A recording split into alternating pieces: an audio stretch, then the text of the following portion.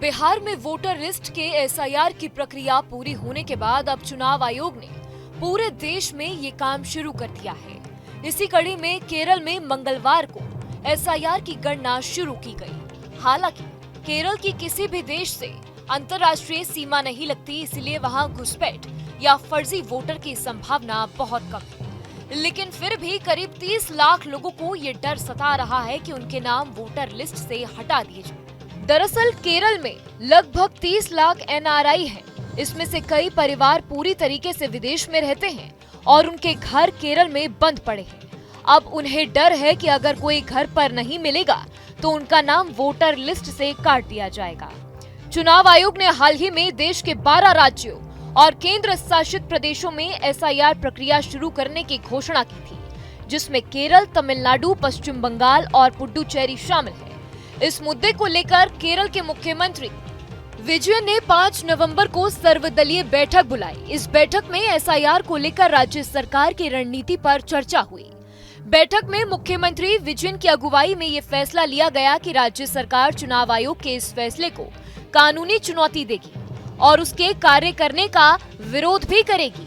दिलचस्प बात ये रही कि इस बैठक में शामिल लगभग सभी राजनीतिक दलों ने एसआईआर के खिलाफ राज्य सरकार के रुख का समर्थन किया। सिर्फ बीजेपी ने इसका विरोध किया।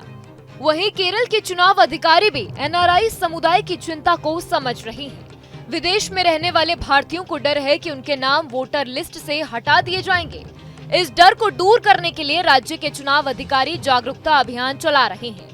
केरल के मुख्य निर्वाचन अधिकारी रतन यू केलकर ने बताया है कि लोग विदेश में रहते हैं, वो ऑनलाइन फॉर्म भर के अपनी मौजूदगी दर्ज करवा सकते हैं। उन्होंने कहा कि अगर परिवार के सदस्य या रिश्तेदार वेरिफिकेशन के दौरान जरूरी जानकारी देते हैं तो वोटर लिस्ट में उनका नाम बना रहेगा। इससे पहले सितंबर में केरल विधानसभा चुनाव ने भी सर्वसम्मति से एसआईआर के खिलाफ प्रस्ताव पारित किया था। वहीं कुछ विपक्षी पार्टियों का आरोप है कि राज्य में जल्द ही स्थानीय निकाय चुनाव होने वाले हैं। ऐसे में केंद्र सरकार की बीजेपी एसआईआर प्रक्रिया का इस्तेमाल राजनीतिक फायदा उठाने के लिए कर रही है।